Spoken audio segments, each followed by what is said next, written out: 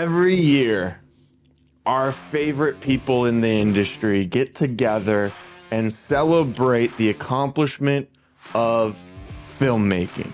The Backseat directing Oscars is not quite as formal. We didn't wear our formal attire today, but we're going to talk about what movies we think were missed in that category. Well, I mean, some people call it a snub, but not everything can be nominated. So we'll talk about what we would have held in higher regard. And Andrew's Oscar would also go to Margot Robbie for Barbie.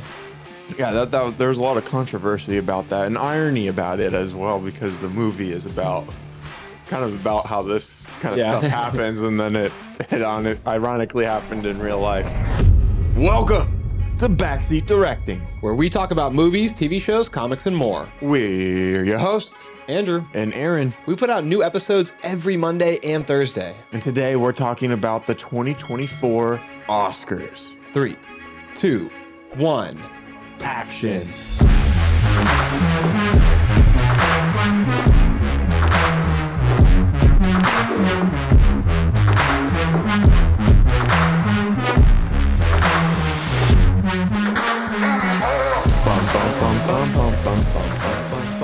Ladies and gentlemen, welcome to our annual episode of Trashing the Oscars. The Backseat directing Oscars, the ones that you wait for all year. That's right. Every year, our favorite people in the industry get together and celebrate the accomplishment of filmmaking. So much goes into making a film, and there are 24 categories that go into making these movies, and a handful of nominees get the opportunity to win the highest prestige medal that you can in the industry, and that is an Oscar. But only one from each category can win, and today we're celebrating all of those that have made the accomplishment of completing a movie, but completing a movie that we all love so much. So we're going to talk about the different categories. We're going to run through who we think that is going to win. We're going to run through maybe who should have been nominated that wasn't even nominated. And then we'll also talk about who we think should have won. Yeah, we're going to do this in kind of a fun, freewheeling fashion. The Backseat directing Oscars is not quite as formal. We didn't wear our formal attire today. But we're going to talk about what movies we think were missed in that category. Well, I mean, some people call it a snub, but not everything can be nominated. So we'll talk about what we would have held in higher regard. You can probably tell if you're watching on video from what I'm wearing, a little sneak preview of some of the things that I'm going to be saying. Oppenheimer all the way, right? Oppenheimer. But we're going to try to judge fairly. We're just, we're two guys. We're just two guys. So we're not trying to pick based on who's had a long career, who's been waiting for an Oscar but hasn't gotten one yet. We're not picking based on like all these random things. We're just going to pick on who we think did the best job in their role, what movie we think accomplished that category to the highest level. Yeah, my biggest complaint about the Oscars is just how political it is.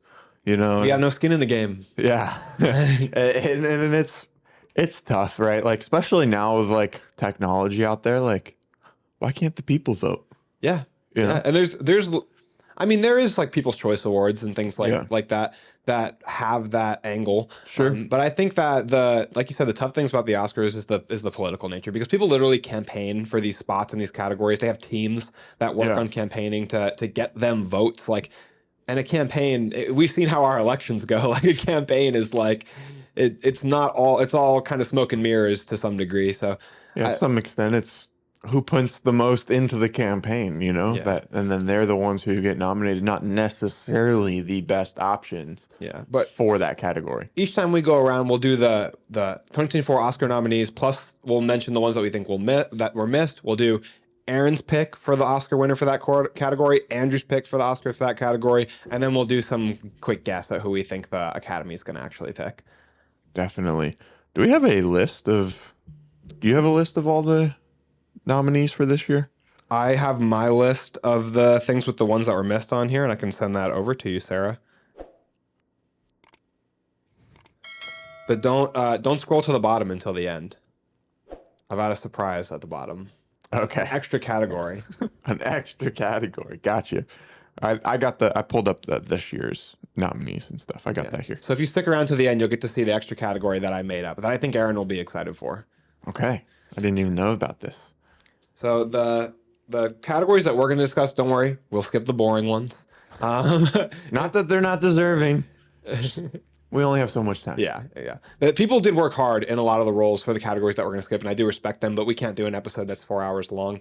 And on top of that, I know if you're like me, most of us haven't seen all of the nominees in a lot of the categories, but especially in like best documentary, best animated short, best international feature. A lot of us haven't seen, for those little bit more obscure categories, any, if not all of the nominees. So it's we'll spend our time more dedicated to like drilling the big name categories like the best actor and actress and best picture, things like that.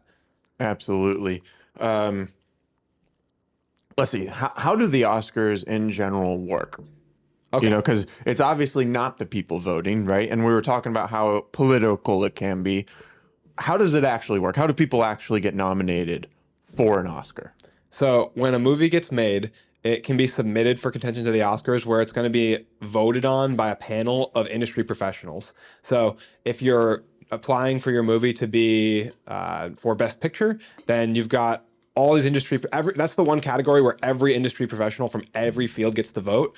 And then from those votes, they'll pick who's going to be nominated for Best Picture. I think there's 10 nominees this year. That's usually the category with the most nominees is Best Picture. And then when it comes to like best director or best cinematographer, people in that field specifically, either a director of photography, a DP, in the case of cinematographer, or an actual film director for the directing category, those industry professionals will vote for who's nominated for that category. For example, Steven Spielberg is ahead of the board of the directors in the academies because he's been such an acclaimed director for such a long time. He will have movies of his own nominated, and he will also be involved in choosing the nominees and voting as well. But he has one vote like anybody else who's a director. Yeah, the Academy Awards are voted on by the Academy of Motion Picture Arts and Sciences, a group of industry professionals totaling of around 10,000 members, where 9,500 of them are eligible to vote. Not sure why the 500 aren't, but that's just what it says. They know what they did. They know what they did. Those are the people that were involved in the making of Aquaman, The Lost Kingdom. The Sonyverse falls into that. It was those people and then plus Will Smith. 499 Aquaman staff. Okay, but yeah, you're exactly right. How people in the industry in that category are the ones voting for their peers, basically. Yeah, other than Best Picture, right? I was right about that. Yeah. Yep. Fact checking myself. You are correct. Also, the way that the Best Picture is nominated is kind of interesting too. It's voters rank the nominees' movies from highest to lowest. If a film gets more than 50% of the votes, which is unlikely, it wins Best Picture. The film with the least amount of votes gets eliminated, and then they take the second place votes on the ballot of those who have voted now that they eliminated the first. The process continues, eliminating the lowest vote earners and redistributing as needed until one film breaks that 50% threshold. But like we already talked about with the political nature of the Oscars, if you were to compare it to something like the way we do a jury in the United States, there's a lot of bias when it comes to the voting panel for the Oscars compared with like a jury or, random people who are just don't know you from Adam. When it comes to the jury of the Oscars, they might know people working on the films that they're voting for. There's the campaign nature that they're going to be swayed by. There's going to be just the other things that we've already talked about, like they're considering who they think deserves it the most based on maybe how long of their career or other, tertiary factors that aren't directly related to who did the best job. You like working with that person. Or maybe they even look at it and they think, well, this was the best one, but I think this person's not going to get enough votes, enough appreciation. So let me vote for, it's just people are imperfect and we vote imperfectly. Yeah. And I think we've seen a lot historically of the Oscars. People, not people necessarily, but movies or professionals win when someone else or another picture was deserving. Yeah, absolutely. So I said earlier that there's 24 categories.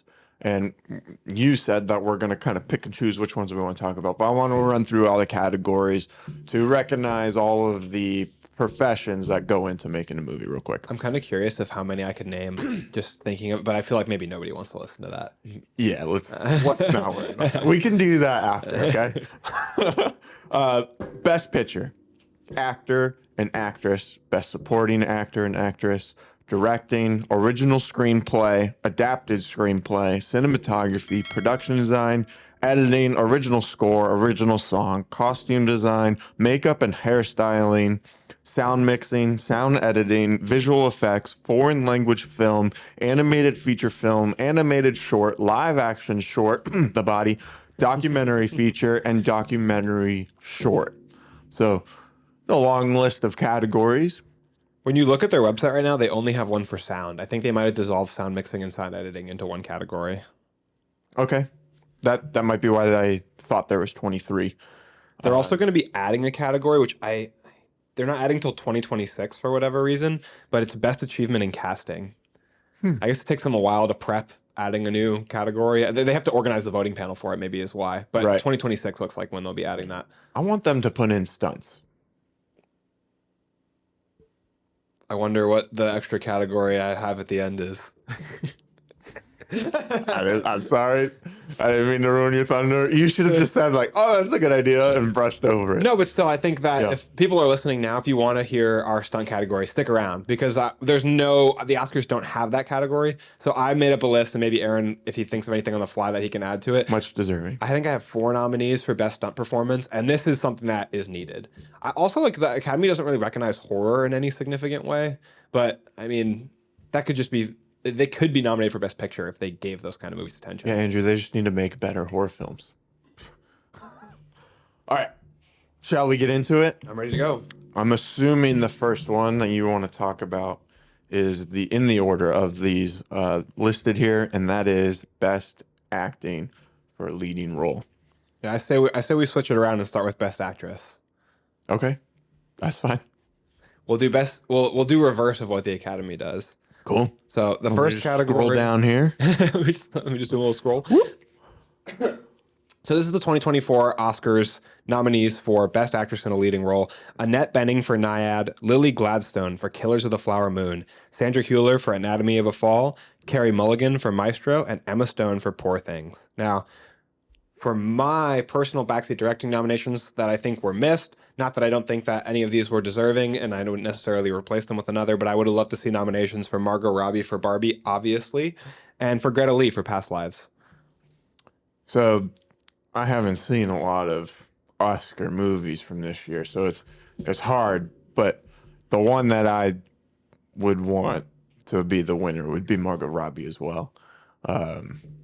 Yeah, so Aaron's Oscar goes to Margot Robbie for Barbie, and Andrew's Oscar would also go to Margot Robbie for Barbie.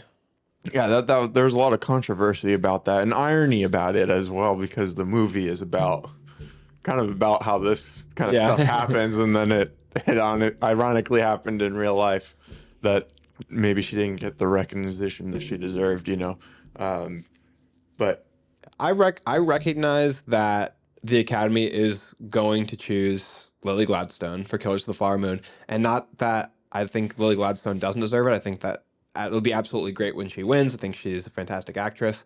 I think her only competition in terms of the nominees for the Academy is maybe Emma Stone for Poor Things, which I'm surprised. I would have put Emily Blunt in for leading actress, but you know how these things go. So your gauntlet. But I think that I think Lily Gladstone's a very deserving nominee and winner. I just would have loved to see Margot Robbie nominated. I think the respect of the nomination would have been plenty, and then Lily Gladstone still could have won. It does seem like just being nominated has a lot of weight. When you're nominated, every movie that comes out starts saying with you, Oscar nominated actress. Yeah. And even before these awards still haven't been announced, the trailers for The Boy and the Heron already say Oscar nominated film. Like the day after the nominations came out, they started putting that at. So it holds a lot of prestige just to be nominated. Even if Margot Robbie's my favorite, I still think that Lily Gladstone could have won with a Margot Robbie, like a nod, like we recognize that you did a great job nomination. Even when we're like go to IMDb and we're reviewing a movie or something, we look through and we go to that awards section. All we look for is an Oscar award. Yeah. You know, like we go there and there's 0 Oscar awards, but then there's like 27 other winning awards that that actor. We just don't say anything. Yeah, we just completely ignore them all. Oh, congrats! You won a BAFTA. You won a Golden Globe. No, I mean, those are prestigious awards, but we generally don't talk about them anyhow.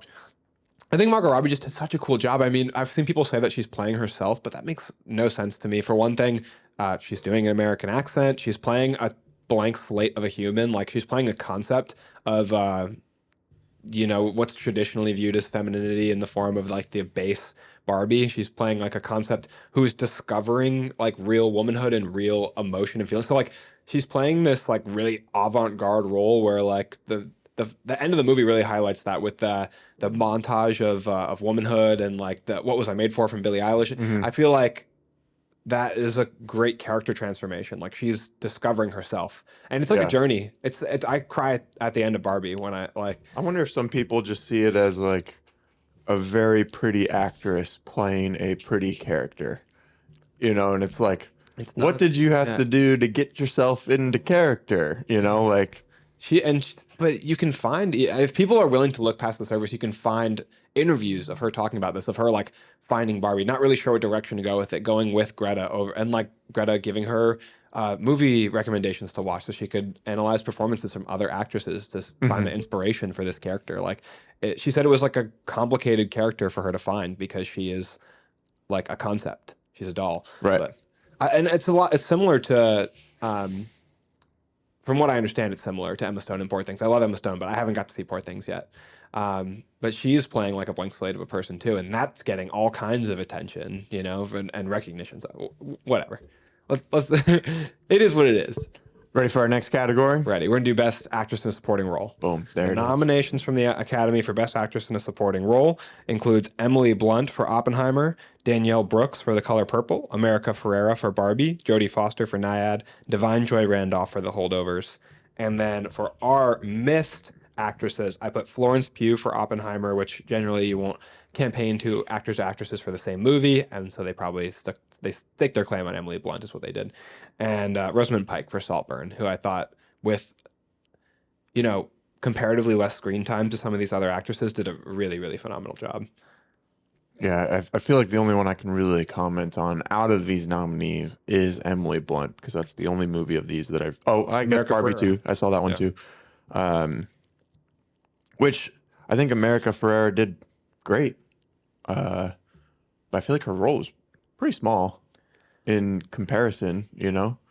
I don't know. I just feel like it's hard with comparison in that movie because Margot Robbie has so much screen time. I see her as like the centerpiece of that movie. Mm-hmm. So America Ferrera did a really great job, though. Her speech is incredible in that movie. Yeah, that's what got her the nominee. Yeah. And who does your Oscar go to? So the Andrew Backseat Directing Oscar. This is actually a tough category for me to choose between Emily Blunt and America Ferrera. I'm going to go with Emily Blunt from Oppenheimer because I think the scene where she's being interviewed in that deposition and she just goes off on the lawyers and turns the whole situation around on them, I think is one of the most exciting scenes and deliveries, performances of the year. I really enjoyed her in that movie. You know who isn't being talked about at all, probably because it's more of like an action movie, is Tessa Thompson from Creed 3. I really like her in that role, and I really like the dynamic that her and Michael B. Jordan have as like a couple. Like, their relationship is so believable. This is gonna be Aaron's first Creed nomination of the night. Yeah, I love Creed. I love Creed. More to come. So I feel like I could put her at least in the list, you know, if not give her Aaron's Oscar. Well, who are you going to give Aaron's Oscar? You have to make that decision now. To her. Okay. Because you said if not. Yeah. That's a little bit of a roller coaster there. That's okay. I could put her at least in the list. She wins. I got to give the audience, I got to keep them on their toes. Nice. Yeah. Okay. I think my guess for who the Academy is going to pick is probably Divine Joy Randolph from The Holdovers. I think when I watched The Holdovers, I just had a lot riding on her performance because I had already seen her win the Golden Globe and heard so many great things about her performance. I think my expectations were really high. I I didn't. I think that she did a great job and she does a good job with the accent, but I didn't feel it as much as some of the other performances listed here. Okay. What's our next category that you want to cover? We're going to continue our actors. So let's do Best Actor in a Supporting Role now. We flip-flop the Academy style in support of Barbie. All right. So Who was nominated? Do you want to read the nominees for this one? All you, my friend. Okay. Best Actor in a Leading Role from the Academy would be Bradley Cooper in Maestro, Coleman Domingo in Rustin, Paul Giamatti in The Holdovers, Cillian Murphy in Oppenheimer, and Jeffrey Wright for American Fiction. This is possibly the one where I have the most missed nominations. So these are the additional backseat directing nominations that I'm bringing to the table. Obviously, Zac Efron from Iron Claw, and you might start to see a trend here because I think Iron Claw and Saltburn are probably the most snubbed movies this award season. Iron Claw with no nominations is insane to me. But that following that up, we'd have Barry Keoghan in Saltburn, Michael Fassbender in The Killer, and Dominic Sessa in The Holdovers. I think they nominated Paul Giamatti, which I think was a really good choice because I think you could make a really good argument on either side for the main leading actor in that movie to be Paul Giamatti or Dominic Sessa. But I think, to me, Dominic Sessa is the centerpiece of the movie, especially because in like the first third of the movie, there's quite a few scenes with him in it that don't have Paul Giamatti. I feel like he probably has a little bit more screen time, and he gives a really good performance in this movie. To me, he's like the best part of the movie, like the most entertaining, and the actor that drew me into the movie the most. So I think that Dominic Sessa, he's young. It would have been great to see him get a nomination. Not that Paul Giamatti doesn't do a fantastic job, but I could have subbed him out if it was me. I probably Who would you gift the Oscar to? Oh, this one I think is actually pretty easy. Again, I'm gonna give another award to Oppenheimer. The Andrew Oscar goes to Cillian Murphy for displaying Robert J. Oppenheimer beautifully on screen in a really captivating way, in a way that I think few character actors like envelop a character. I think that he was absolutely perfect casting for this role. His like gaunt, hollow kind of figure and his cheekbones being drawn in, like the way that I fully believed him in every aspect of his intelligence to his kind of mental faculties playing tricks on him. I think that he sold me hook, line, and sinker on him being Robert Oppenheimer, not just portraying him. And I think it's the performance of a career. Sure. I think my Oscar will go to Zac Efron, who also gave the performance of his career. Over Troy Bolton, you're saying? Yeah, it's tough. You man. heard it here first. It's tough. It's tough. He got his head in the game. That's right. For Iron Claw. That's right. He got his body in the game. Whoo! My goodness. Yeah, the physical transformation is really, really impressive for most of the Iron Claw cast. Yeah. I really enjoyed that emotion or the emotion throughout the movie. And I think Zac Efron did a great job of like bringing us all in, even like through like performing through the direction that he was given to of like not actually showing any tears until that final scene. And I just lost it. I was in the theater by myself and I was just, I can't do this. It's like as a Texan, you know, especially in that time period, just a lot of like emotion that's held back. So a lot of that being portrayed in that role. I think he did such a good job. That's why I feel like he had to be at least listed as a nominee. It's insane that he wasn't nominated. Yeah. Zach, we got you. So that's your second pick that I believe your second pick that's your third pick that wasn't a nominee by the Academy. Yeah, I'm You're showing your staunch anti-Academy views here. Yeah, I'm more of like a blockbuster kind of guy. Yeah, but this is basically an independent film. It's an A24 movie, so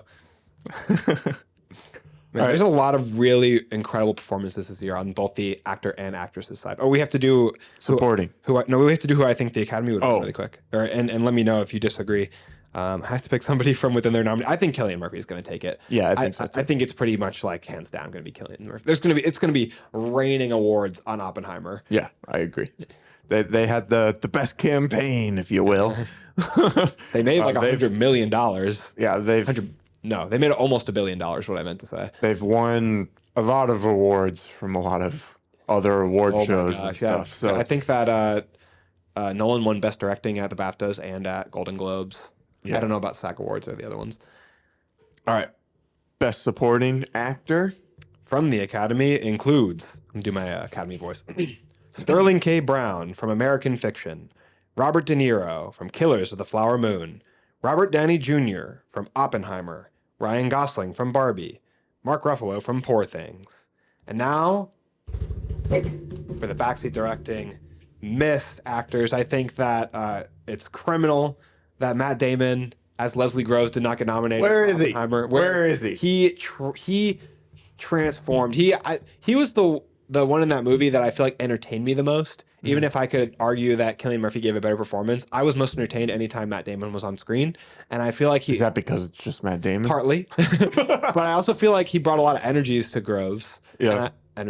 He brought a lot of energy to Groves, and A lot of vibes. I really believed him as Groves. Like, Yeah. I didn't come out of that movie thinking everybody was going to be worshiping Robert Downey Jr. as much as they are, which, spoiler alert, that's who I think the Academy is going to pick. I think it's going to be raining awards on Oppenheimer still. But Matt Damon is my first additional nominee. Then Holt McCallany from the Iron Claw playing Fritz von Erich as the father. So convincing. Dude, so good. Every time he was on screen, I was 100%, yes, sir. Yeah. You know, I was paying attention. He had us at the breakfast table. He had us Eye locked in. contact. You know what I'm saying? Yeah. And I mean, I think Jeremy Allen White did a great job as well.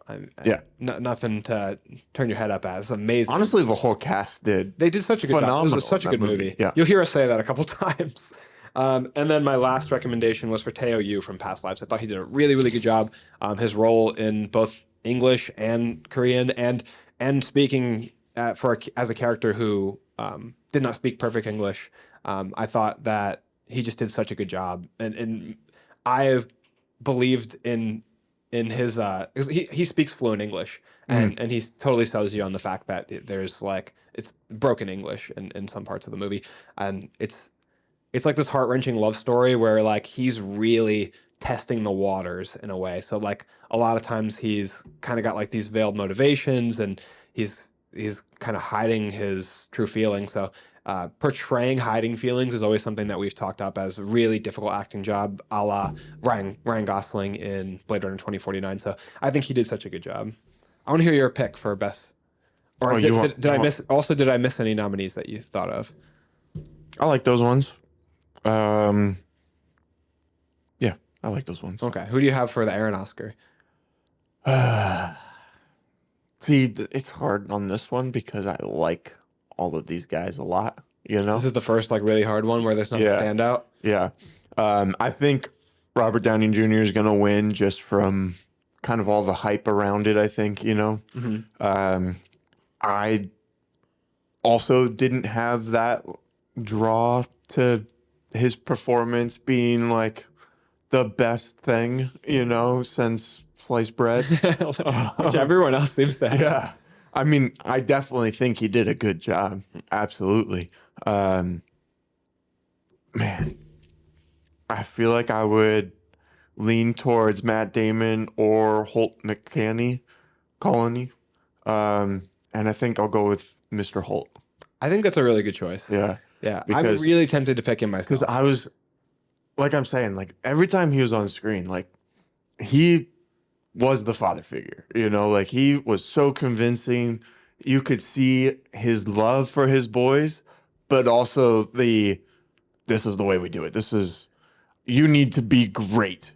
Like you need to follow in my footsteps and be better than who I was. Dude, when he comes out to tell Carrie that he thinks that he should join the family wrestling business, and all the boys kind of just stop what they're doing, basically stand at attention, like you feel that, like you said, as an audience member, like you feel tense when he's on screen because you're like what is this?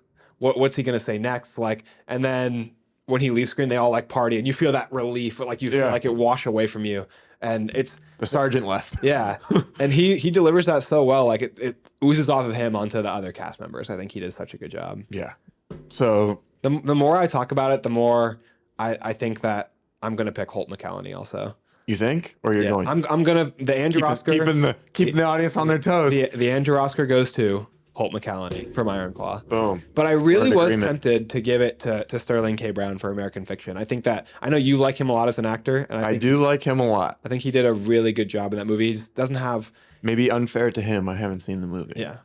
But He does a really good emotional performance in that movie, and it's too different because I feel like I'm used to seeing him a little more stoic. So it's like a less stoic role, and Yeah. I think that he had fun with it and he did a good job. he's in the show This Is Us, and it's a phenomenal show about life.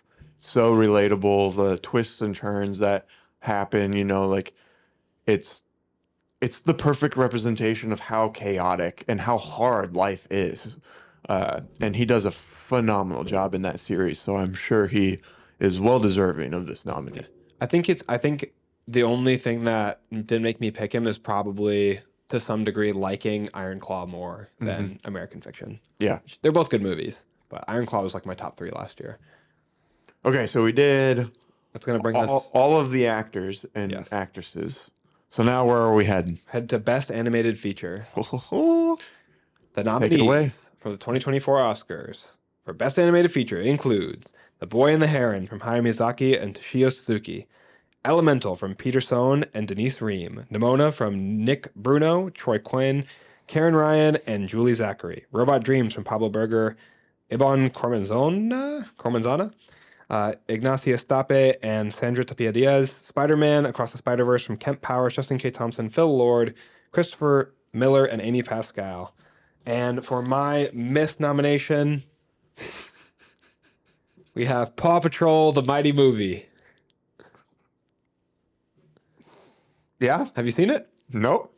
If you don't know about a masterpiece, I'm sure it's super close to Spider-Man Across the Spider-Verse. I watched Paw Patrol twice last year, the Mighty Movie specifically, because my nephew loves Paw Patrol. I'm surprised you only watched it twice. I was the bullet there, huh? I would not nominate. I think this category is the first one so far that I don't think had any misses. I think they had all the best animated features last year. Because my favorites would be The Boy and the Heron, Elemental, and Spider-Man Across the Spider-Verse. Oh, I can't even say that because I also have to say Nimona. I love Nimona. It was so good. I didn't see it till towards the end of the year. It's a Netflix original movie, so you can go check it out on there if you have Netflix. It was so good, like emotional, great performances, voice-wise from Chloe Grace Moretz and the guy from Sound of Metal. I'm forgetting his name right now, but man, great movie. Really, really good. So who do you give your Oscar to? Oh, come on. What do you mean, come on? Please. You want to say it on 3? You're acting like it was hard there for a second. So you know. had me thinking you were going a different way. We know. Do you want to do Andrew and Aaron's Oscar is going to be the same for this on 3. 1, 2, 3. Spider-Man Across the Spider-Verse. That one's easy. That one's easy. I foresee the future where the Academy gives it to The Boy and the Heron, though. That's my guess. It already happened at the Golden Globes. Did the first one win anything?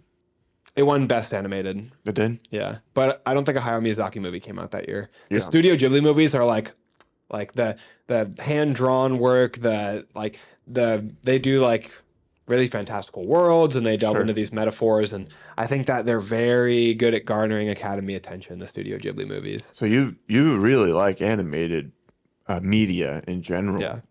Is Spider-Verse your favorite? Like, Oh, I yeah. know you gave it your Oscar. I think Spider-Verse stands head and shoulders above of the other nominees because of the insane level of dedication that went into doing different animation styles. Like, this movie is creative on a whole nother level. Yeah, sure, Boy and the Heron's great, and they do another fantastical Studio Ghibli world and this realm with all these cool creatures, but Spider-Man has, like, I think upwards of 160 different spider people, and it's got like a dozen animation styles. They animate the different worlds and they imbue culture into the animation styles. The impressionistic animation style for Gwen Stacy's world. Oh my God. Like the way that the colors ebb and flow and change with the emotions of the character in that world. They animate characters in the style of their worlds, like the creativity of Spider-Punk, the creativity of the Vulture from the Leonardo da Vinci realm. Like, holy crap, who thought of this stuff? Who, like, the dedication, the hard work. And all the little accents that they add to the screen, you know, whether it's like a pop sound effect that is written onto the screen, or just like a little one-off line, you know, that's referencing their powers in a unique way or something. Like, there's so much detail that goes into this movie, and they were literally working on it all the way until it went into theaters. That's why there were multiple theater versions. Even after overseas, they had an earlier release date, and they said that they just weren't done, so they were trying to make it a little bit better right before. I think they changed the sound mix too, like, and released another version even after it was released. Yeah, I think in the beginning intro, like, the dialogue was really low, so I think they did go back and change that a little bit. But dude, what a feat! What an accomplishment! It's one of my favorite movies of the year. Yeah, it's in both of our top 3.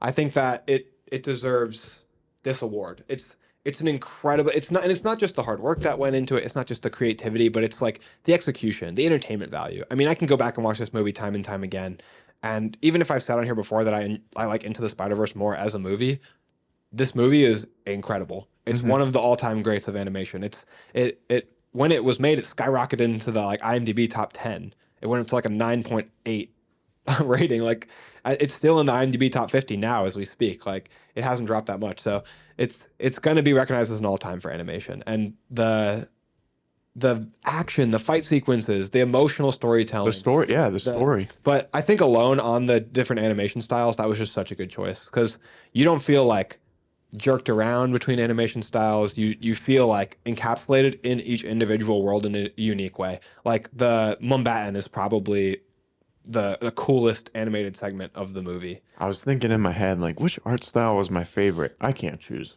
They're all my favorite. Yeah, Gwen Stacy's is amazing. Mumbattan's amazing. Spider-Man 2099, and then even at the end when you've got, like, them swinging through it's the alternate version of New York where the Sinister Six has taken over. There's all this like, neon lighting and rain and like the reflection. The stuff they do with the reflections and the animation is insane. Going from the beginning where you've got the reflection of Miles in Gwen Stacy's mind, and then at the end he's swinging along the reflection of the giant building. Like, holy crap. Even the 2 designs of Miles, like, he looks so cool as the Prowler, and he's voiced by a different actor to really separate him, and it's just so cool. Yeah, it deserves it. I mean, I think anyone who hasn't watched Nimona should watch that as well, because it's also super unique. It's like a futuristic world, but also with a lot of Renaissance elements, like Middle Ages with knights and swords, and so just really creative. And then the animation blend of Nimona herself, she can transform into animals. So the way all the creativity of the different animals that she embodies, I think it's such a good time. Okay, ready to go on to our next category? Oh, and the Elemental made me cry as well. That's a lot of movies make you cry. All right, Ashba. The next category is cinematography, which this might be our favorite to discuss. Yeah, cinematography is so cool. So for the Academy's nominees for cinematography, we have El Conde from Edward Lachman, Killers of the Flower Moon from Rodrigo Prieto, Maestro from Matthew Libatique, Oppenheimer, Hoyte van Hoytema, Poor Things from Robbie Ryan, and then our additional Backseat directing nominees, which I don't know why this category only has 5 nominees when Best Picture has like 10. They could have had at least 8 and fit in some of my recommendations. I think they should have nominated Iron Claw, definitely Saltburn, John Wick Chapter 4, Creed 3, Leave the World Behind, the Netflix original movie, and Past Lives. Anything that you think I missed? I feel like you would have suggested some of these. I feel like there's something that you missed, but I can't quite put my finger on which. Guardians of the Galaxy Volume 3, maybe? I feel like Guardians of the Galaxy Volume 3 could get recognition here as well. Yeah, it could be up on there. Special effects for sure. I'm sure it's nominated. Yeah. Man, this one's tough. So for the ones that are actually nominated, the only movie I actually have seen is Oppenheimer. And that was a feat. The fact that Hoyt has the IMAX camera on his shoulder alone is incredible.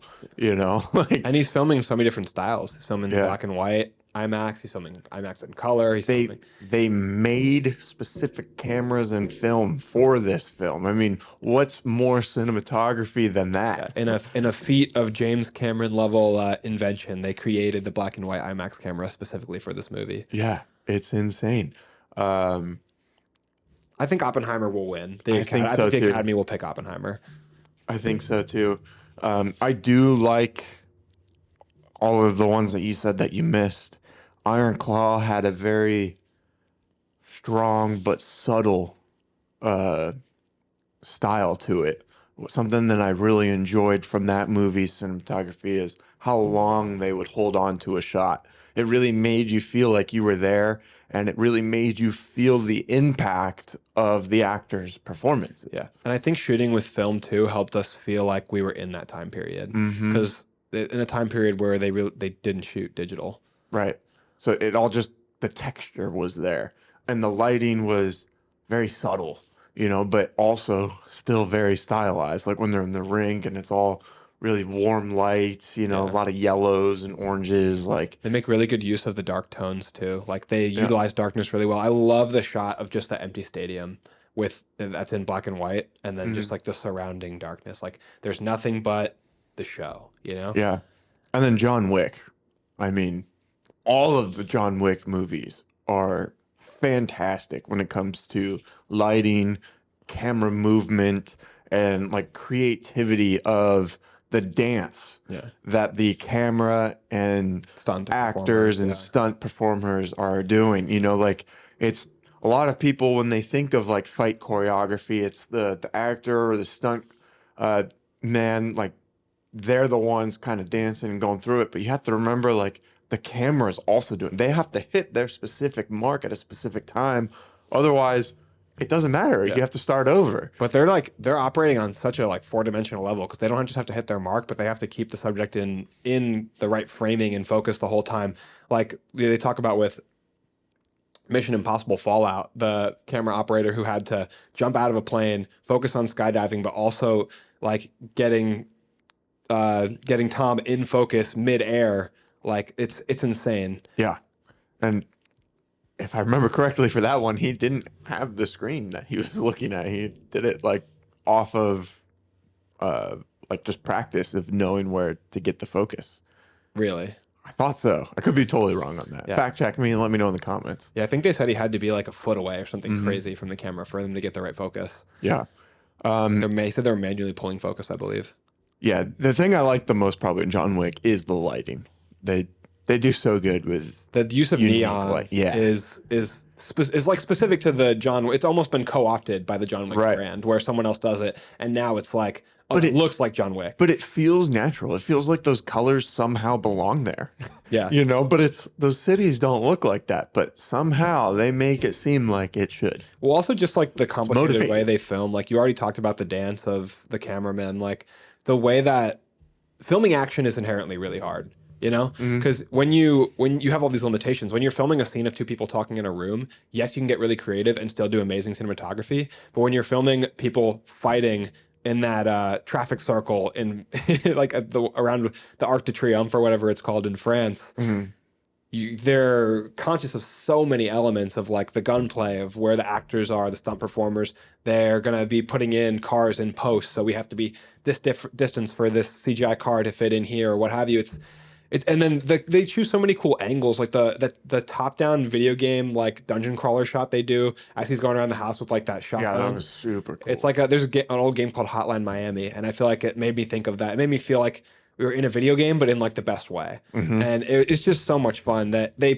push the envelope in those movies. They're not like, how can we hide the punches the best? They're like, how can we show the punch and make it look like he just broke that guy's jaw? You know what I mean? They hold on a shot very well, like maybe contrast to like the Bourne franchise, where it's the shaky cam, like, all right, we're having action, so the camera's super intense movement. This is kind of the opposite. There's dynamic movement, but it's showing the action enough to where we can comprehend what's happening and that these guys are actually fighting. Yeah, You know, they just give us every element of cinematography that we appreciate the most. The movement, the lighting, like they get it all. let's go to the next one that you brought up, and that's Creed 3. Phenomenal pick by you. I love this movie, of course. Everyone who's listened to the show in the past knows that I love this movie and seen this movie a bunch. But something that they did really well was taking a real world like event like boxing and then seamlessly taking us out of the arena into this made up environment that's a metaphor for the fight, for the story, and the characters, where everything is blanked out. No one's in the stands. A prison cell locks around the arena as they're fighting, and then the camera movement, the lighting, all a phenomenal job. I love this movie.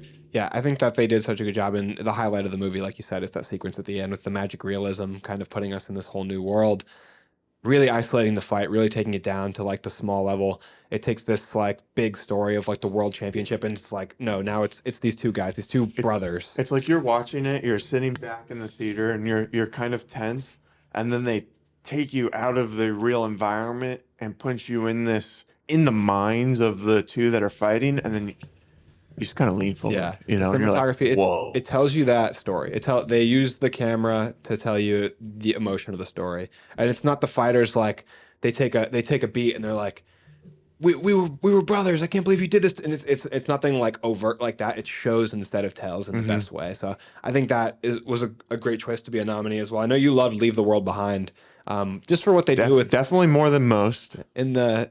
I'm not even necessarily saying that you like loved the movie overall, but I know you loved the camera work. Like I love the camera work as well. I did not like the movie at all, but I feel like I could separate that for this category. This category is for cinematography, and I think although I don't like the story, so what they did with just a simple house and using the shots to highlight the just movement around the house, the shots up the staircase and spiraling, and the camera movement in that movie is enjoyable to watch all on its own. Yeah, some people say that maybe it distracted from the story. I disagree. I felt like it was very creative and it kept me engaged, because they are kind of just in one location for the majority of the movie, and it's how do you make this one location interesting? How do you almost make it feel like something's wrong and out of place? And they did so through this kind of jarring camera movement, and it seemed like the people that were filming this movie just had a lot of fun. They're like, hey, we have a camera. Most people would shoot it from here to here, but how can we like loop around everything and make it cohesive? And that's what it feels like. Yeah, I mean, I think the scene where that giant ship comes up on land of the beach, most people would have done quite a few cuts. And instead, what we get with this movie is just this long trucking shot as they run to the screen left. Yeah. And the ship emerges in the background. So I think it builds a lot of suspense that way, keeping the camera on them, putting us in their shoes. I haven't seen Past Lives. You want to talk about that a little bit in their cinematography? I think Past Lives does such a cool job of of matching the tone of the script in terms of juxtaposing the lifestyles for the one character who stays in South Korea and the character who lives in America, who moves to America. They do such a good job where there's a point where they show a full screen image of South Korea at night, and it's a cityscape. I believe it's Seoul, and then cut to New York in the morning, and it really like that. Such a good cut. It highlights, how their worlds apart. It highlights how it's daytime in New York while it's nighttime in South Korea, and it just makes you like in this breath feel that these two people who feel like they're kindred spirits, like their souls made for each other. They're physically their worlds apart, and like I think that's at the point in the movie where they're like basically having a relationship over FaceTime. And it's like, oh man, that hits hard. Like, because it really highlights the difficulties they're having. Like, they can't see each other in person. They have to find these windows of opportunity to talk where, like, maybe they're both tired or one of them's really tired. And man, it really highlights the two divergent paths of these characters in the cinematography. There's another great shot where the two characters separate. I think after like a day at school, they walk home together and their paths diverge. And there's one staircase and one flat path, and just the center cut of that screen is really like it's like a wall. It's like a barrier because they're just completely different like depths to each side with the staircase, and the coloring is different. I think that movie is beautiful to watch, and it tells like this slow moving story of a relationship, and it highlights everything with the cinematography in a way that like kept me very engrossed even when things were slow. It opens with this cool shot in a bar where like you can't even really see the characters' faces, and it like builds mystery. You're hearing like voices of conversation, but like through all these like speckling lights of bar lights cutting across like glasses. I think you would really love it when you get the chance to see it. But Saltburn is so good. With their Saltburn has this cool aspect ratio. I don't know the numbers for it, but like the sides of the screen are barred off to where it looks almost like a strip of celluloid film, like in the middle of the screen. And I really love the aspect ratio, but also like their framing was so cool. There's an awesome shot of the one Mary Keoghan's character. I think he's floating in like a pool of water, and he's like framed in like the bottom corner of the screen, and it just like the whole screen is lit up with these really bright vibrant green colors from the grass and the water and like lily pads, and they just make beautiful full use of the screen, and like the colors are so vibrant in the movie, plus like these really cool like kaleidoscope style shots, and there's just so much fun set pieces because the Saltburn is like this big mansion, so it's similar to like how we love Knives Out. It's just a really cool set as well. I haven't seen Saltburn, so but I've seen like clips of it or whatever. The aspect ratio is 4:3. Okay.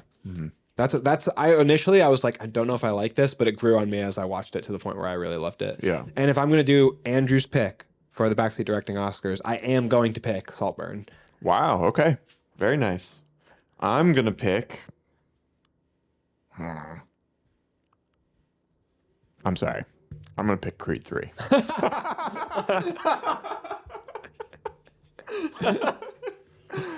I'm sorry.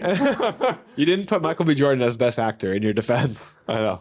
I should have. I should have. Just all the way, every category. Creed 3. He can't separate his favorite movie of 2023 from any of the categories. I think Oppenheimer's gonna win. I think Oppenheimer's going to win too. I think that there will probably be a lot of attention for Maestro, but I think that a lot of people are going to love the way Maestro looked. But I think Oppenheimer will win. Yeah. I love watching Saltburn. Saltburn's a movie I could like watch with subtitles and no sound. It looks so good, and they choose really cool, unique shots. I love the framing and the coloring. I know you said you've only seen some like clips, but isn't the coloring of the movie really cool? It gives such vibrancy to like the colors. Ready for our next category? I feel like it makes it feel like a dream world, because it's like this like fantastical world for him to like move into with these rich people. But I am ready for the next category. I was just my train of thought was still running. You can tell how much we love cinematography. Spent 10 minutes on it. Yeah. The next category is another category that I think we both are passionate about, and that is directing. Yeah. Now that we've been co-directors. That's right. We weren't just in the back seat. We actually took the front seat on a project. Now we've come back to where we're comfortable in the back seat. So the Academy nominees for directing include Anatomy of a Fall, Justine Triet, Killers of the Flower Moon, Martin Scorsese, Oppenheimer, Christopher Nolan, Poor Things, Yorgos Lanthimos, The Zone of Interest, Jonathan Glazer. And I have quite a few nominees here as well.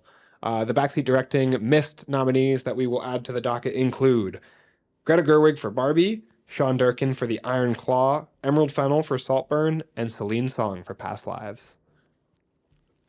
I could have swore that Barbie got nominated for this part, this category. No, that was the whole thing. Yeah. Is that Greta and Margot didn't get nominated for their individual categories. Yeah. I think it still has like 6 or 8 nominations or something overall.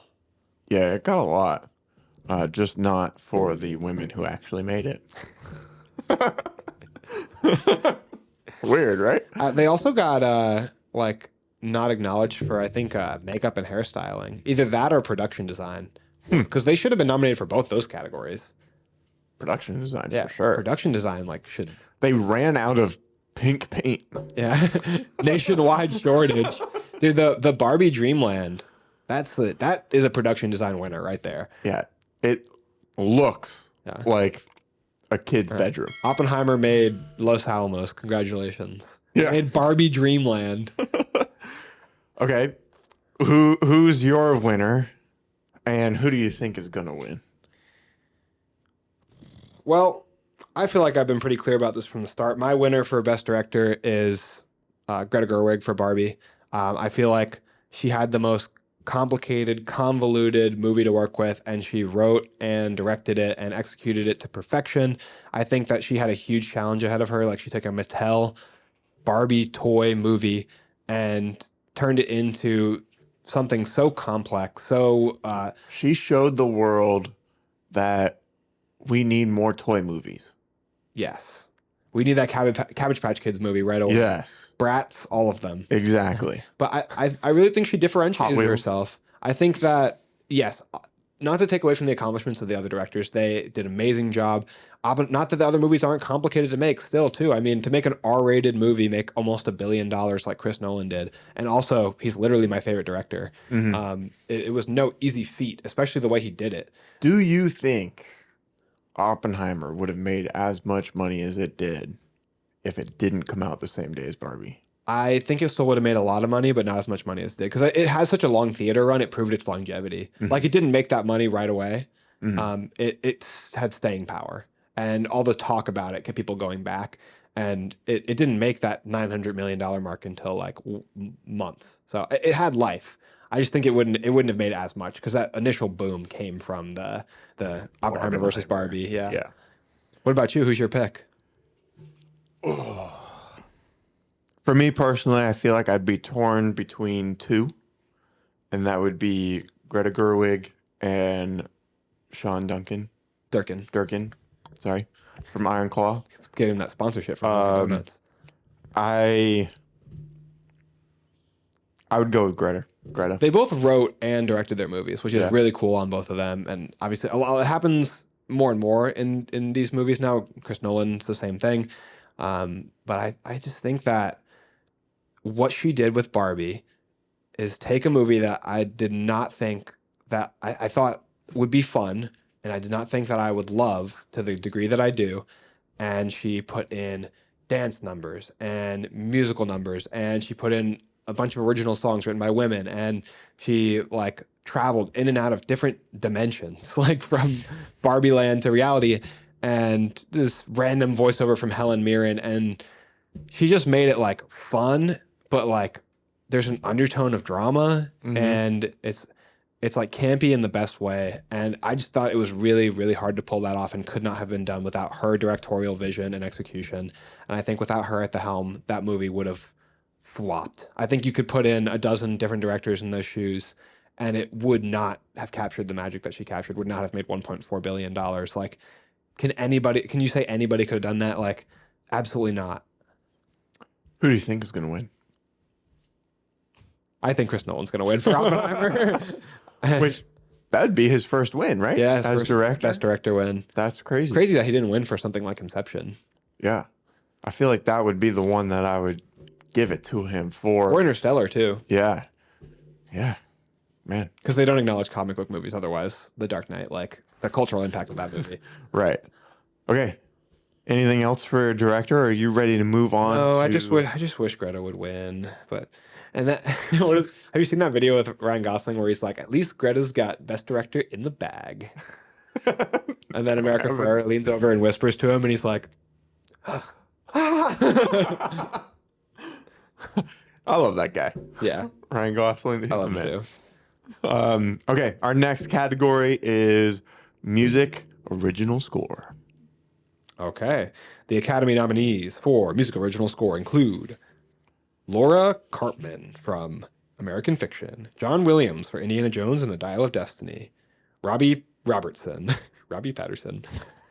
Robbie Robertson for Killers of the Flower Moon, Ludwig Göransson for Oppenheimer, Jerskin Fendrix from Poor Things.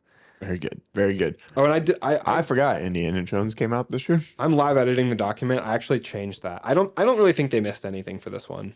From what I understand about like an original score, like the originally composed music, I feel like it's separated from original song, where I feel like Barbie has an incredible soundtrack of original songs. I think this is just talking about like composed instrumental music. Yeah, that's my understanding. I think so too.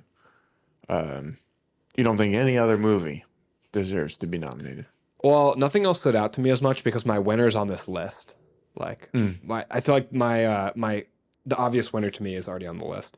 And I do feel like it's cool to see John Williams nominated yet again, you know, arguably the GOAT of composers, of film composers. And it's cool to see him back doing his thing with Indiana Jones. He made the originally composed Indiana Jones score, but I feel like he did I mean, he's not exactly reinventing the wheel. He's doing all like new music to coincide with this specific film, but I'm pretty disappointed that Aquaman isn't on here. Like, I don't even remember the Aquaman music. Dude, it was like the best part of the movie.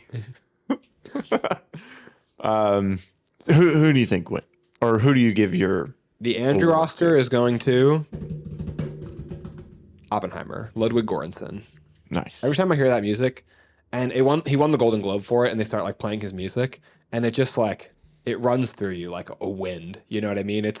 That music is really like hauntingly beautiful, the Oppenheimer music. Yeah, that one's definitely a good one. It sweeps you up too. It's like, no, like I gave Oppenheimer's sound design a 9 out of 10. Just kind of looking through like all the movies that we reviewed and stuff for this year. It's kind of hard to remember them all. But yeah, I would also give it to Oppenheimer as well. I just wanted to go through and see what some of my other ones were. The Creator was good too. That came out last year, right? Yes. Yeah. I think the Academy is going to give it to Oppenheimer as well. I mean, it seems like it's been the trend for award season, and also it's just a really incredible score. I think it's Fission that we're used to hearing. I'm going to see if I can play it.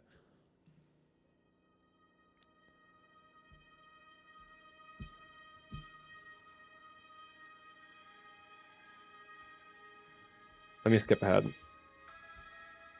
You're going to get this whole episode taken down. Oh, well, fine. I'll turn it off then. It might be Quantum Mechanics. I'm not sure. Okay, I also give Arron's Oscar to Oppenheimer, and probably going to win, right? Yeah, which would mean, based on our estimates, if we are correct, then Oppenheimer's going to win Best Actor, Best Supporting Actor, Best Director, and Best Original Score so far. We are predicting a sweep for Oppenheimer, so I don't think that's unrealistic. Okay. The next category can be a little confusing from the category that we just did. This is Music Original Song. So the difference being this is a song with lyrics, right? Yeah. That's made specifically for this movie. I don't know that's entirely the way that they described it, but that's what it looks like. That's what it sounds like, right? So the Music Original Song That's how we justify it. nominees include The Fire Inside from Flamin' Hot, the Cheetos documentary. Music and lyric by Diane Warren. I'm Just Ken from Barbie. Music and lyric by Mark Ronson and Andrew Wyatt, performed beautifully by Ryan Gosling. It Never Went Away from American Symphony. Music and lyric by John Batiste and Dan Wilson. Wahezi, A Song for My People from Killers of the Flower Moon. Music and lyric by Scott George.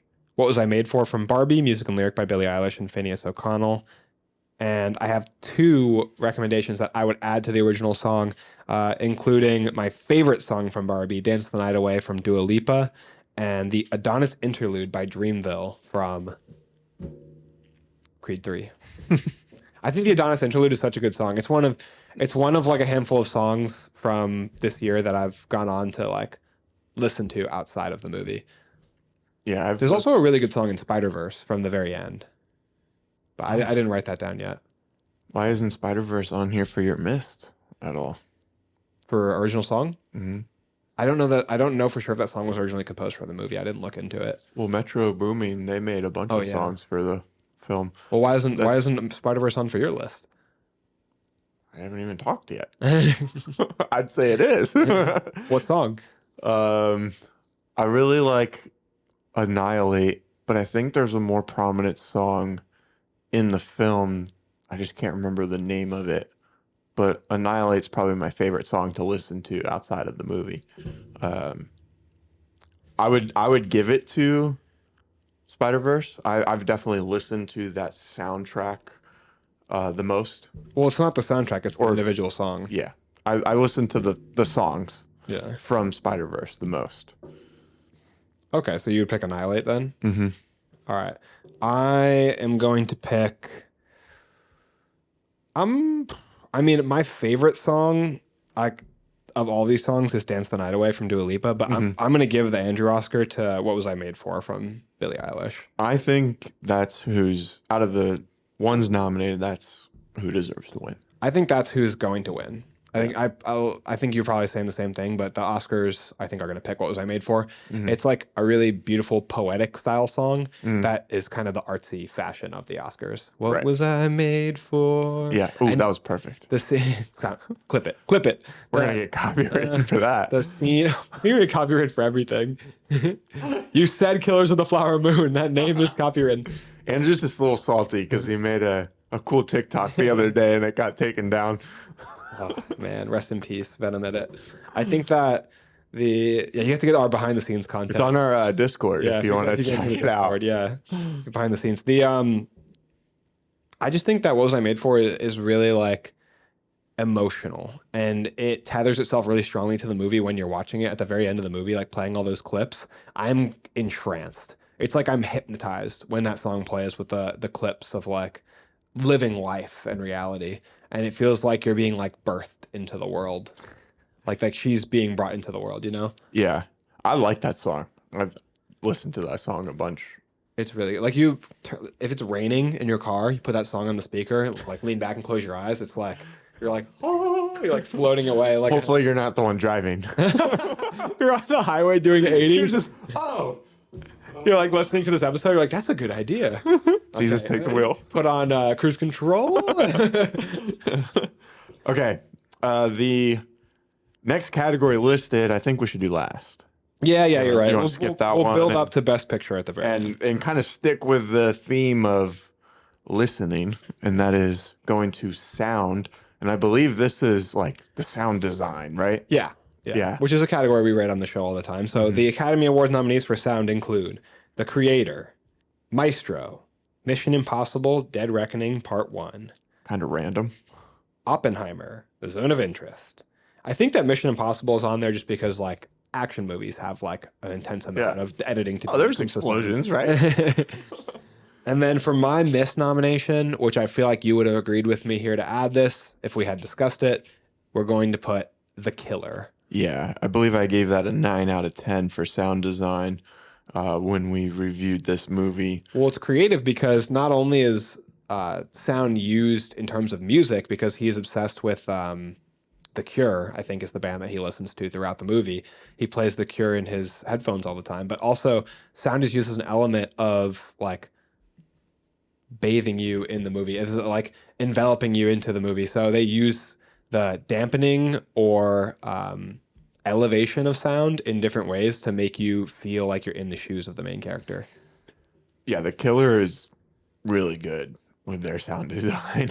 And I think it went underappreciated because it wasn't like the most beloved Fincher movie of all time. So I don't think I think it got kind of ignored in a sense where it clearly, I think, is a clear nominee for this category. Very good like sound effects and stuff, that just draw you into the scene. Dude, the shooting, the sound of the neck break, though. Yeah. On the top of the stairs, that was visceral. I literally felt a shiver down my spine when that neck break sound effect. And he like talks with the music. Like, it's good. It's good.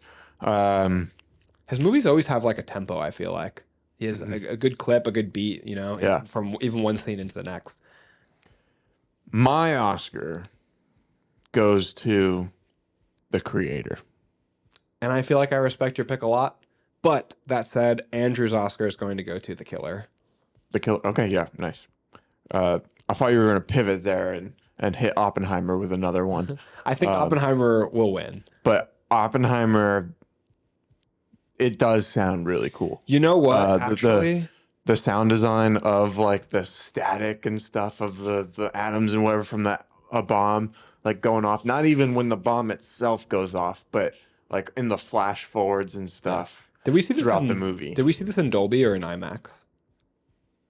We saw it in some kind of enhanced viewing, didn't we? I want to say it was just IMAX. So whatever we saw it in, the explosion was like earth shaking. And then the sound design for the for like the magic realism parts we talked about with the train tracks and the Yeah. this It's really good.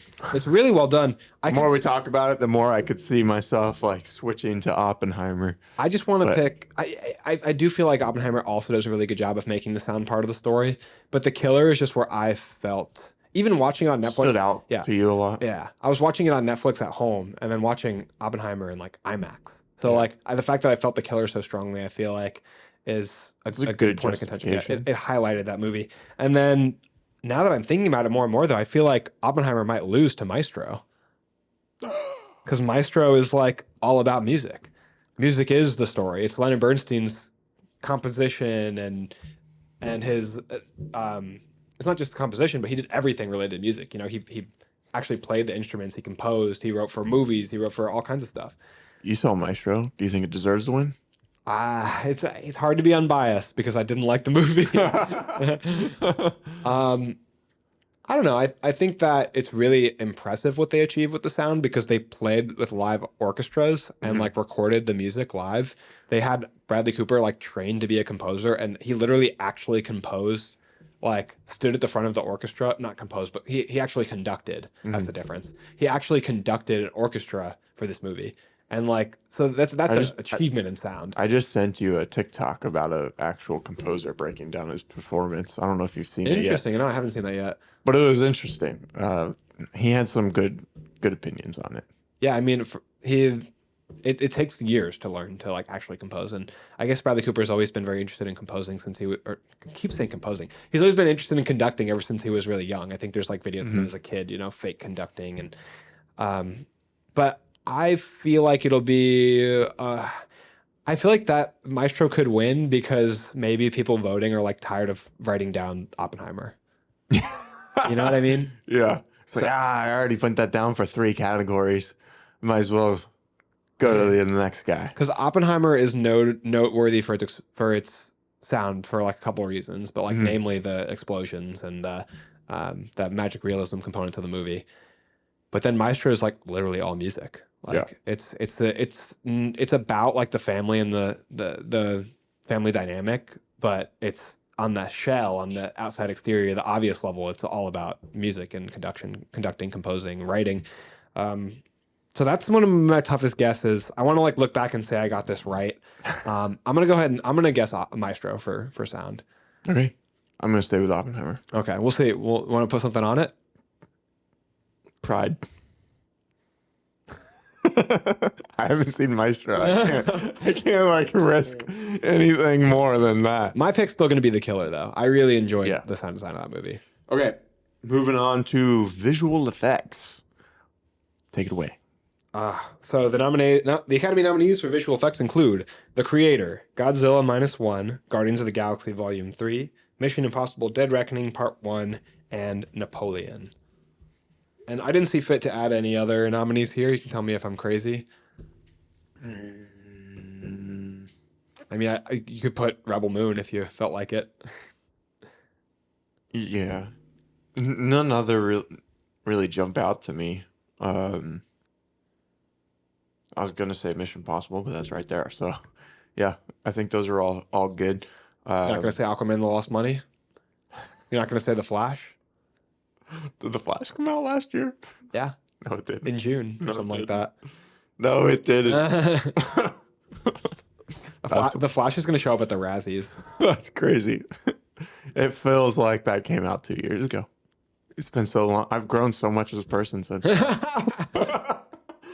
Well, you have the Flash to thank for that.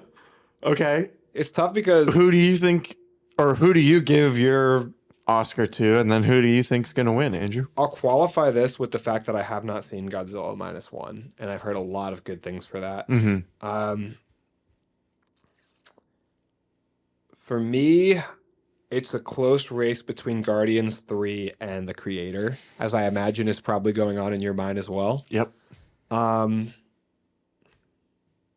It's really, really tough to decide. I think that I'm going to go with Guardians of the Galaxy Volume 3. Yeah. I feel like the whole state of superhero movies in general right now are maybe hurting my view on Guardians of the Galaxy Volume 3, you know? Because it looked fantastic, but something about the creator just looked so clean and smooth. But it's also dirty. Yeah. I mean, I guess when I say clean, I mean like Real. Minimalistic. Yeah. It feels like there is no CGI. It just feels like there's actually robots and AI, there, rather than they're in this fantastical world, of going to these different space locations and stuff. I think that's a really good argument for it. Guardians 3 is kind of hard to suspend disbelief because you're like watching a raccoon become best friends with like an otter, and Yeah. it's But it looks so good. it does look incredible, especially the close-ups of the convincing. hair of Rocket. And that's where I kind of give Guardians the edge, because I think you can't really suspend disbelief for Avatar: The Way of the Water either, right? And I think in most other years, the creator could be a winner. The creator has this like rustic future Star Wars vibe, and they really sell you on it being real in the motion of the CGI elements and the textures on them, like they look like real metal. And the blended elements where they've got people that are they're actors playing like androids basically. But I think when you put it up against something that's just so much more grand of a attempt, like Way of the Water, like Guardians of the Galaxy, I think Volume 3 just has so much in terms of like creating whole new worlds. Yeah. And I think that pushed it ahead for me, where the creator's mostly on Earth other than that space station.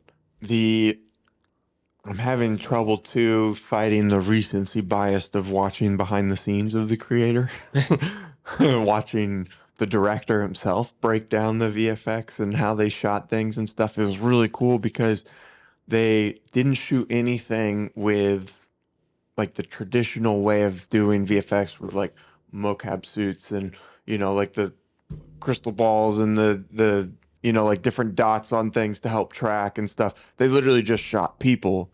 And one of his reasons for that was, well, if you have an android that's kind of off to the side, that's blurred out in a shot, like we can just keep it a person rather than spending hundreds of thousands of dollars to make it be a robot that no one's going to see. Yeah.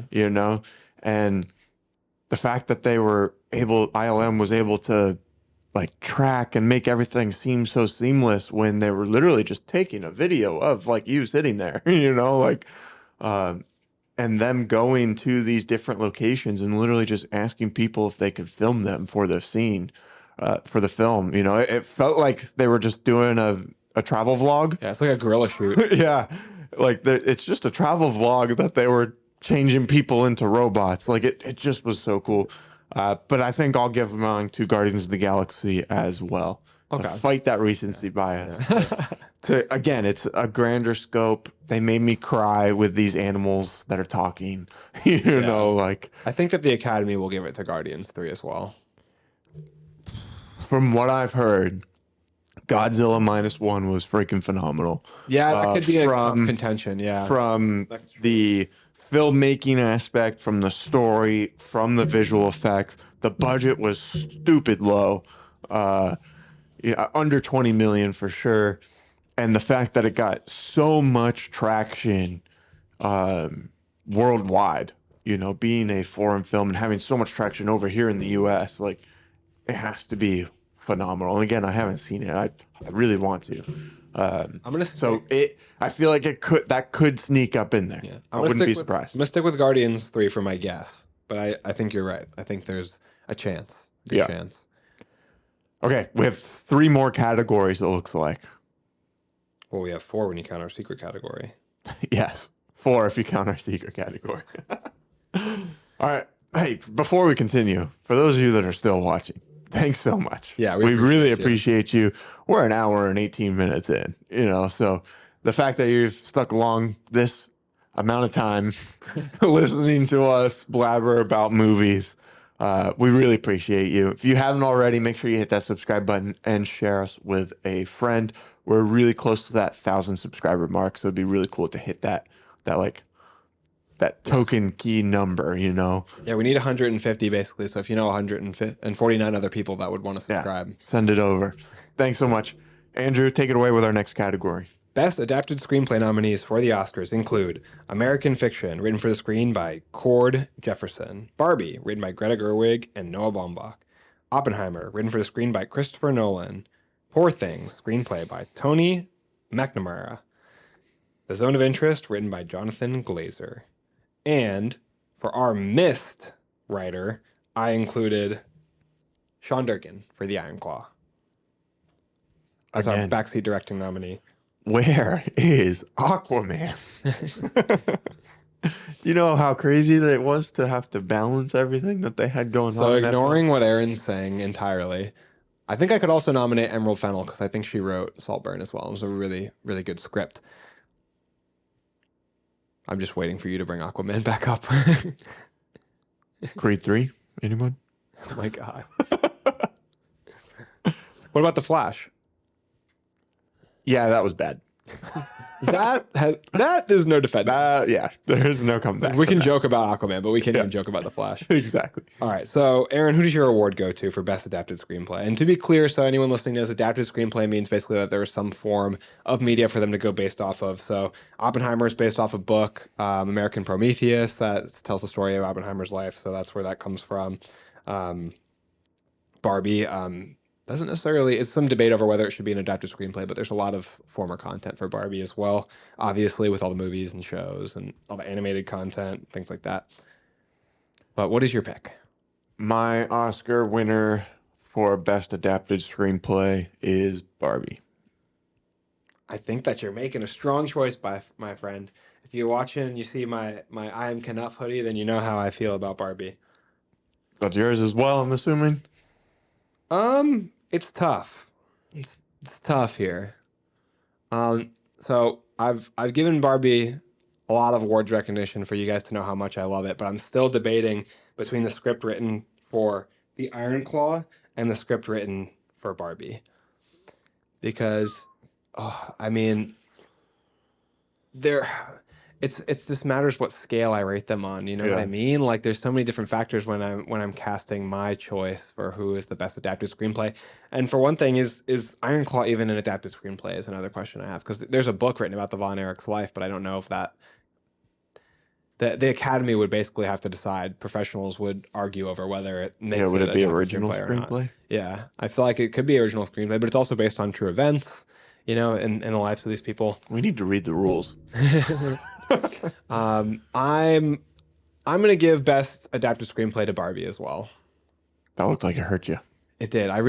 Iron Claw, man, the last 5 minutes of Iron Claw really pulls everything in the movie together. And I won't give you guys any spoilers here if you haven't seen it, but it's another thing that made me cry, and it's so emotional in the best way. It's like hopefully optimistically emotional in dark times. And I think that, man, it just took a really special touch to write that movie and make me feel the mix of emotions that I felt. Like, I couldn't compare it to any other movie. I couldn't compare that feeling to, you know, that they pulled out of me to a feeling from it watching any other movie. Yeah, solid choice. Love that movie. Our next category. Wait, what? Who do we think the Academy's going to choose? Oh, my bad. Probably like Oppenheimer or something, right? It's probably Oppenheimer. It's probably Oppenheimer or Poor Things. Yeah, I'm gonna guess that they're gonna pick.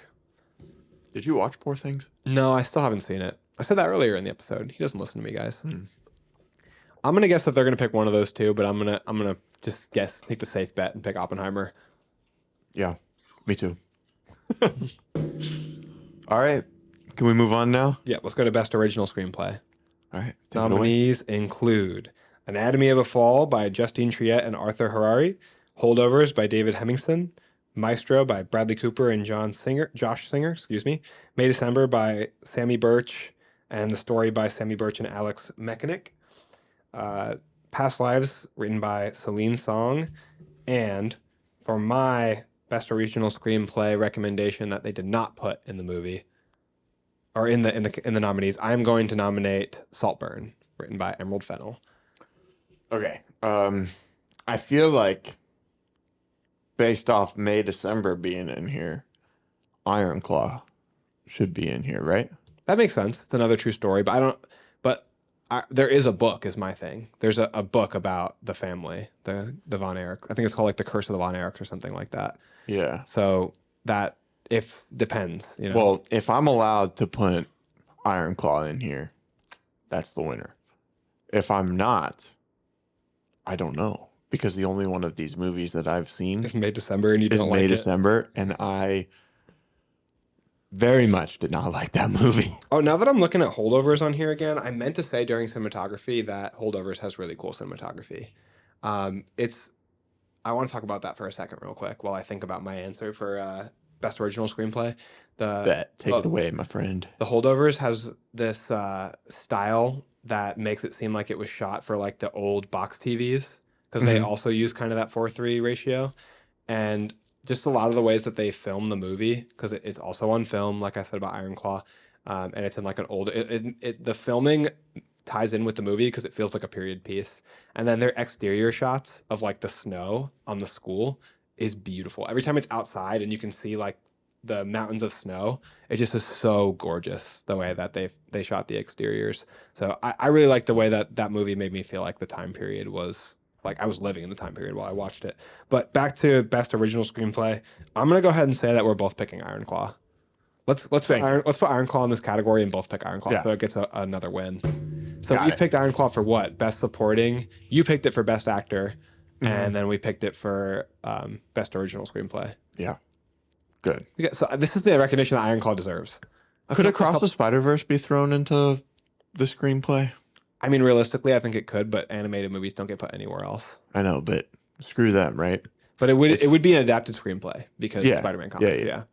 But I like that one. I like the script. I probably wouldn't pick it for my best script of the year, but I like it. Yeah. Okay. What do we think the Academy's going to pick for best original screenplay? Maestro. I kind of think that they're going to pick The Holdovers. Okay. That's my guess. So I just don't really know much about that movie. I think they'll pick The Holdovers. There's been a lot of like love for The Holdovers. Also, wait a second. Anatomy of the Fall is an original screenplay too. That won, I think, at the Golden Globes. I'm gonna stick with The Holdovers as my guess, but Anatomy of the Fall is probably like their runner-up. It's been getting a lot of love, even though Past Lives I think deserves it more. But Anatomy of the Fall is they love it, dude. The artsy audience loves that movie. It was so boring. I gave it such a bad rating on Letterboxd. That's crazy. It's a good movie. I think I gave it like 2.5 stars or something. It's just really slow. Yeah. All right. So our next category and our second to last category actually is going to be Best Picture. I think we should save that one for last. Man, you want to do my made up category first? Yeah. All right, Aaron. Surprise. Are you guys ready to hear what our made up Oscar category is? What is it? Something the Oscars has been ignoring for far too long. We're going to decide best stunt performances for the year 2023 in our Oscars. Heck yeah. So the nominees from Backseat Directing specifically include John Wick Chapter 4. And this is for the entire stunt team. So it includes the stunt performers, the stunt coordinator, and the stars. So this is not just an award specifically that would be given to Tom Cruise or what have you. Right. Speaking of Tom Cruise, the next nominee is Mission Impossible Dead Reckoning Part 1. And then the stunt performances in Creed 3. And finally, The Iron Claw. Now, Can we put Guardians of the Galaxy in? I think inherently we have to. I think you're right. Yeah. I think that we'll go ahead and put in Guardians of the Galaxy Volume 3. And is there any other superhero movies that we missed? Does Blue Beetle want to be in there? Does Aquaman and the Lost Kingdom want to be in there? No. Or any other action movies that we missed? I'm trying to think. I can't think of too many big... I mean, maybe you could make an argument for stunt performances in like Dungeons and Dragons, but I feel like these are the front runners, these 5 that we mentioned. What about Across the Spider-Verse? They had to do a lot of like pretty hard moves in that movie, you know? I don't feel like it's fair to compare, honestly. I'm not going to lie. Fair. Fair. Okay, yeah, all of these are very good choices.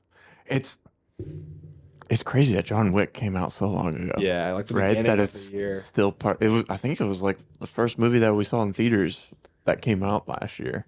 It came out so early. We're gonna find out if Arron can separate his love from Creed 3 for the other stunt performances. But what if Creed 3 is the right answer, Andrew? What's your favorite? Who are you giving the backseat directing, stunt performing Oscar to? To me, Creed 3 and Iron Claw are here out of respect. Iron Claw had a lot of really cool stunt work doing the actual wrestling in the stadium and a lot of work done by the actors themselves. Creed 3 had really cool choreography. Michael B. Jordan was involved in it, the planning to a great degree, and it tells a really emotional story with the fighting, but you can't beat the size and scope of the stunts done in John Wick Chapter 4 and Mission Impossible Dead Reckoning. So basically what I'm looking at is all the fighting in in John Wick versus Tom Cruise riding a motorcycle off of a cliff and parachuting down. Not gonna lie, I don't think I've said this before, even on our review of the movie itself. The stunt of Tom Cruise jumping off the cliff, I think, was more epic in the trailer promotions than the movie itself. I don't think that's controversial at all. Maybe to someone else it will be, but I think that is completely true. They just, in the actual film, they don't hold on the shot long enough. They made use of the shot brilliantly by like tracking with him, or like maybe they're on a crane, I believe, and they're trucking along to the side with him, and then they tilt the camera down so that you literally go over the cliff with him, and you see no cuts. You see his face go over the cliff and watch him go down, but then they cut in like a second or two. You don't see him fall, open the chute. Like, that's what I want. I wanted that shot to stick out for the duration, you know? Right. And they just cut early, and I feel like it really undercut the value of something that took so much effort on everybody's end to film. Like the camera operator, Tom Cruise himself, the designing the ramp. It took so much effort. I feel like it just kind of got thrown back in with the CGI shots pretty quickly, you know? I'm sure they did a lot of other really cool stunts too in that movie, but I think it's hard to compare it to John Wick. I feel like it still stands up there. They still did that, even though it was cut in terms of the win. I mean, yeah, they still did the whole driving scene in Rome with him handcuffed, like he's doing the stunt driving. You know what I mean? That like doors blown off the car, handcuffed to the thing, driving over Haley Atwell, like. He still did a ton of insane stunt driving. Absolutely. Like I think he like paraglided or whatever, that gliding thing as well off the train, fighting on top of the train. Like he did a lot of insane stunts. And like they're both doing their stunts, but like Keanu has been very like active about like the fact that he doesn't like do all his own stunts. Like he does like the grappling and the fighting. He does the fighting, not the stunts, like falling off the roof. Yeah, I don't think he like getting hit by a car. He doesn't like throw himself down the stairs, you know? Because like if Keanu gets hurt getting thrown down the stairs, the movie is done. Like not done, but they're gonna. It could be, but they're that stunt man is still rolling down the stairs to this day. It's been 9 months. I've been falling for 20 minutes. My pick goes towards John Wick Chapter 4. Even though I didn't enjoy the movie as much, I'm going to give Andrew's Oscar to Mission Impossible Dead Reckoning. And who do you think the Academy is going to pick? That's right. No one, because they suck. Because they don't have the love and respect for these guys that we do. This is art. Treat it like such. It's a skill. It's a skill. It deserves to be recognized along with all the other categories. Okay. The moment you've all been waiting for. Probably why you tuned into this episode to begin with, and we've been holding it from you for so long. But the time has come for us to finally talk about the Best Picture nominees. And the nominees for the 2024 Best Picture Oscars include American Fiction, Anatomy of a Fall, Barbie, The Holdovers, Killers of the Flower Moon, Maestro, Oppenheimer, Past Lives, Poor Things, and The Zone of Interest. Man, that category goes on for so long compared to the names I had to read for the other ones. And the snubs or the missed movies that I would have added include Iron Claw, definitely, and Saltburn. And Creed 3. And of course, Aaron would say Creed 3. Oh, man. Let me see. One. I'm not going to mince I've words. only seen 2 of these movies that were nominated. I think I've only not seen 2 of them. I'm doing a bad job here.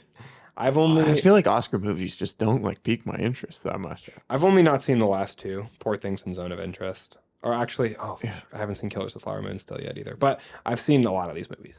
It was hard work to get to some of these, like making myself watch Anatomy of a Fall. That's probably the Killers. Maestro. Killers is probably the only one that really sticks out that it's like, oh man, like I actually really wanted to see that movie. Yeah, that I haven't yet. Then they put it on Apple. I'm not picking them like out of protest, and like out of protest of what? Andrew, explain. They put it on Apple TV, and it said $20 to watch it. If I pay for Apple TV, why am I going to pay you $20 to watch the movie? You could literally go watch it in IMAX. Like I'm paying for access to get to pay to watch the movie. Ridiculous. Yeah. No, that's why I didn't watch it either. Just leave it in theaters longer so that I can go watch it. Is it on there for free now? Like included in the subscription? I think so now at this point. Yeah. It's just my free trial of Apple ran out literally this week. So like, oh dang, rip in peace. Okay. So what's your pick for Best Picture, Aaron? My pick for Best Picture, the movie that I think captivated me the most this past year. I think I know what it is. The Iron Claw. Oh, really? Yeah. I thought you were going to pick Creed 3. I really like, that's probably my favorite movie of the year. Yeah. But you think deserving of the Best Picture. You're trying to separate them. Right. I think that's a really commendable pick. I would love to pick the Iron Claw. I think, like I told you, Iron Claw climbed into my top 3, which the top 3 was Iron Claw, Across the Spider-Verse, and the movie that I'm going to pick, which my Best Picture winner for the Andrew Oscar is Barbie. Surprise! Nobody saw it coming. Surprise! Yeah, I knew you were going to pick that. And that's a great pick. The movie was definitely way more captivating than I thought it was going to be. You know, like they did a great job of developing the world, having it be a comedy, a musical, but then also having like these serious real world undertones that really make you think, you know, about how things work, how things should be, and different perspectives of different people. For me, at least, it's hard to separate the Best Picture winner from Best Director, because I feel like the Best Director will usually execute the best movie. And I know that's not always the case, but I feel like there's got to be like a high percentage. You know, the Best Picture, the best made movie, how do you not chalk that up to the person who is controlling that? When they say a director made a movie, it says film by. Like that's the person who made the movie, even though they're directing 100 or, you know, however many people in making that movie. They're the leading force. They're the architects. They're like the foreman on the project, you know. So I think it's hard to separate those two. Even though you can objectively say like this person directed this movie better, but this other movie was better because like an actor gave a better performance or a cinematographer did a better job, what have you. Editing was done better. It's hard to not link those two things. I think we can both agree on who the Academy is going to pick. We'll say it on 3. You have your answer? 1, 2, 3. Oppenheimer. Yeah. The Academy's going to give Best Picture to Oppenheimer, no doubt, I think. I think there's very little doubt there. I would have as much doubt as Cillian Murphy winning Best Actor. Right. Yeah. Oppenheimer felt like an Oscar movie. You know? And the thing, though, is Barbie feels like it's for everybody. Yeah. Yeah. I liked Barbie more than Oppenheimer. Like, it was more fun, more entertaining. I feel like Oppenheimer was very well made. The acting was phenomenal. The editing was great. The directing was great. Everything looked fantastic, but it was kind of boring. Yeah. You know, it was very slow. And I know it's like, oh, well, you just want explosions and action all the time. Sometimes, yeah. Sometimes, yes. But also, like, I want to be involved a little. But also more. you Like just picked the Iron Claw, which has you picked that as your best picture winner, and that has no explosions. Like right. it's you can make an exciting, interesting movie without, even though Oppenheimer only has one explosion. Yeah. Rookie numbers. Yeah. All right. That kind of wraps up the Oscars for this year. Yeah, I definitely want to hear your guys' picks, like your personal picks. Who do you think was snubbed? Who do you guys think was crazy that they didn't get nominated? Tell us your picks for maybe the best picture or any of these categories. So I really want to hear that in the comments. Your personal picks for either missed movies or who you think should win in the different categories. Absolutely. Or maybe even your opinions on our opinions. Those are always fun comments. Yeah, so the meaner the better. Yeah. We'll read them on the show if you give us a good comment about our taste. That's right. As I said a little bit earlier, thank you so much for watching. There's so much content out there, and the fact that you are still here watching our show to the end after this is one of our longest episodes in a long time. Yeah. We're at an hour and 40 minutes right now. We have a ton of fun doing these episodes, and we appreciate everyone that supports the channel. If you want to get involved even more in the conversation with us and this community that we're building, I encourage you to join our Discord. It's completely free. The link is in the description of our YouTube channels. So please click that if you want to join in on the conversation. We have a lot of fun in the Discord.